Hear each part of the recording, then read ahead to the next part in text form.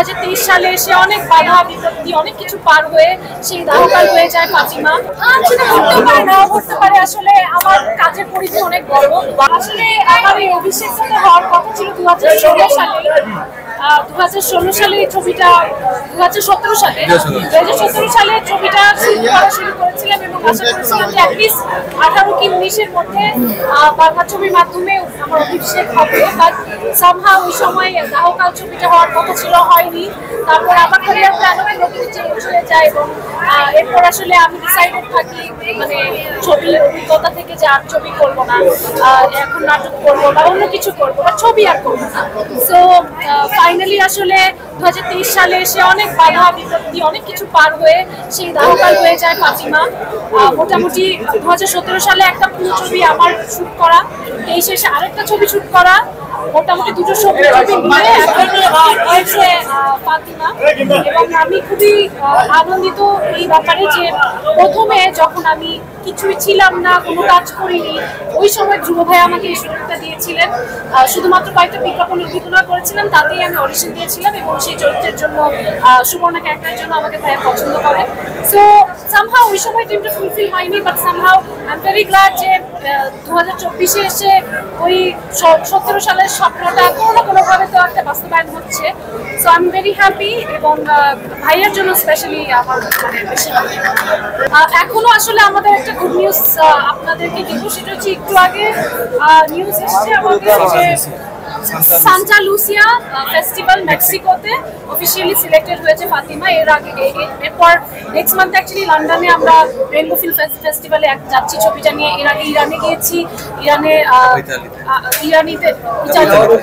ইটালিতে যাচ্ছি অগাস্টে। সব ফেস্টিভ্যালগুলোতে প্রচুর প্রশংসিত হচ্ছে।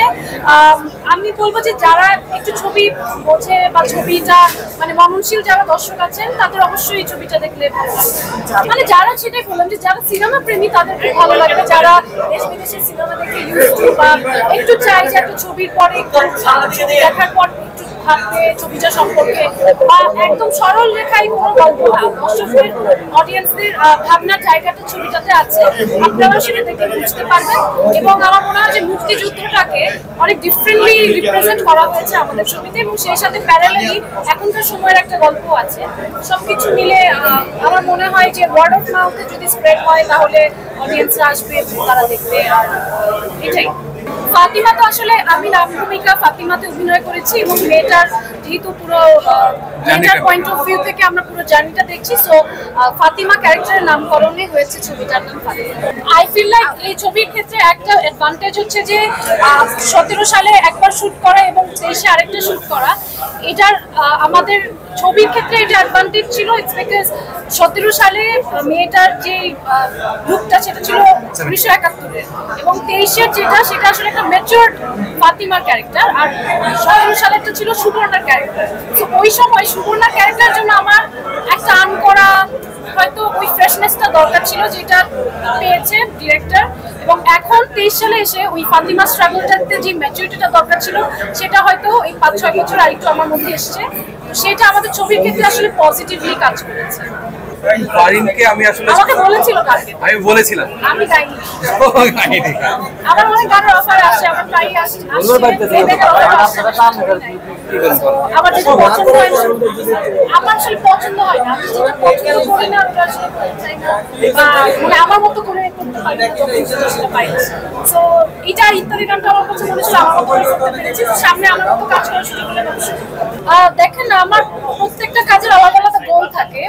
ফাতিমা ছবিটা করার সময় আমি জানতাম যে ফেস্টিভ্যালগুলোতে এই ছবিটা সমাদৃত হবে বা ওই মানে ওই ক্যালিবারের একটা ছবি বা এইটা একটা আর্কাইভেবল ছবি আমার জন্য। এবং প্রথম ছবিতেই আসলে আমার মনে হয় যে অ্যাক্টিং এর জায়গাটা আছে, সে সব কিছু আছে।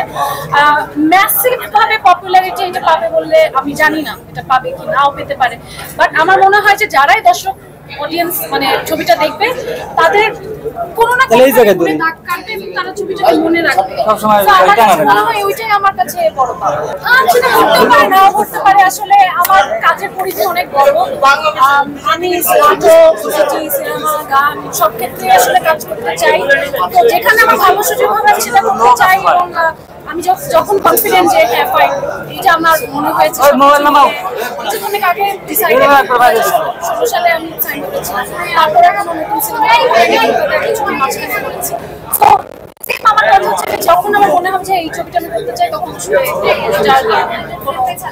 গোল নাই যে আমার এখন এটা আমি সেটা জানি না আসলে, মানে কি হবে বা হোয়াট ইফ, তো অনেক এই সম্ভাবনার তো শেষ নেই। প্রতিটা জিনিসের কিন্তু একটা করে সম্ভাবনা তখনই তৈরি হয়ে যায় যখন আপনি একটা জিনিস চুজ করে একটা করেন না। সো এরকম ইনফিনিট সম্ভাবনা আছে। তো সেই গল্প শুরু করলে শেষ হবে না। আমার মনে হয় যে বর্তমানে যেটা চুজ করেছি, যেটা করছি, সেটার প্রতি কনফিডেন্স নিয়ে এগিয়ে যেতে চাই। সংবাদ, ফিচার ও অনুষ্ঠানের জন্য ভিজিট করুন সংবাদ প্রকাশের ওয়েবসাইট এবং যুক্ত থাকুন ফেসবুক পেজ ও ইউটিউব চ্যানেলের সঙ্গে।